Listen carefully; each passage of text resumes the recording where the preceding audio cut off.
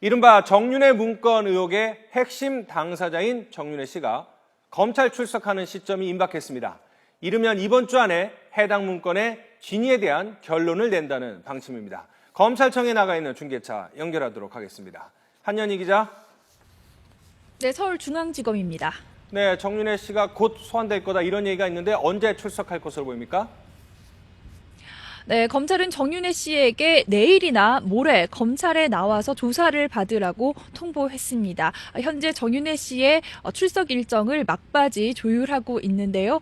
정윤회 씨는 일정상 모레 나오겠다고 답변한 것으로 전해졌습니다. 검찰은 정 씨가 출석하면 이른바 비밀 회동이 있었는지를 집중 조사한다는 방침입니다. 이와 함께 이재만 청와대 비서관 등 청와대 핵심 인사들과 잦은 접촉을 했는지도 조사 대상입니다. 장외 공방을 벌이고 있는 조응천 전 비서관과의 대질 신문 가능성도 높습니다. 그동안 정 씨는 일명 십상시 모임 자체가 없다며 비선 실세 의혹을 일축했습니다. 하지만 최근에는 청와대 핵심 측근 비서관 3인 가운데 한 명인 이재만 비서관과 통화를 했다는 사실이 알려지며 논란을 키웠습니다. 비선 실세 의혹의 당사자인 정윤회 씨가 출석하면 검찰의 수사도 속도를 낼 전망입니다. 검찰은 이르면 이번 주 안에 정윤회 문건의 실체에 대한 결론을 낼 방침인 것으로 알려졌습니다. 네, 한영희 기자, 비밀 회동의 실체를 밝혀내기 위해서 검찰이 주목하는 것은 뭔가요? 네, 이번 사건의 핵심 당사자들의 주장이 크게 엇갈리고 있는 만큼 검찰은 증거 확보에 수사력을 모으고 있습니다. 검찰은 정윤회 씨나 청와대 핵심 비서관들의 통신 기록을 면밀히 분석하고 있는데요. 특히 휴대전화 단말기에 전원이 켜져 있으면 위치 정보 기록이 남는 만큼 기지국 위치 정보에 주목하고 있습니다. 이재만 비서관 등은 긴급 상황에 대비해서 업무용 휴대전화를 항상 소지했을 가능성이 높기 때문에 위치 정보 등을 통해서 행적이 파악될 수 있을 것으로 보입니다.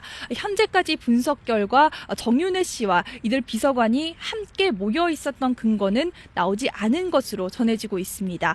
검찰은 통신 내역 분석이 최종 마무리되면 정 씨와 비서관들 사이에 잦은 접촉이 있었는지 또 정기적인 모임이 있었는지 또는 없었는지를 규명할 중요한 단서가 될 것으로 기대하고 있습니다.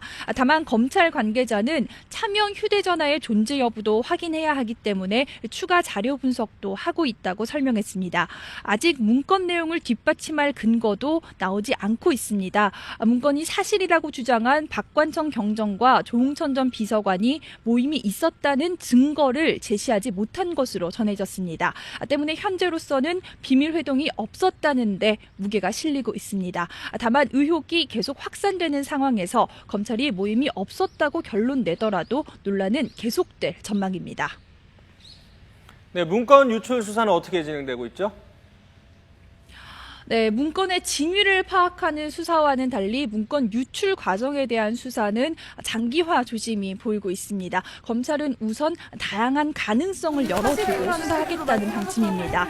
우선 청와대 측은 박관청 경정을 문건 유출자로 지목하고 있습니다. 이런 내용을 담은 자체 조사 보고서도 검찰에 제출된 상태입니다. 하지만 박 경정은 제3자가 문건을 빼돌렸다고 주장하고 있습니다. 조응천 전 비서관 역시 청와대가 제3자 유출 사실을 알면서도 묵인했다고 주장했습니다.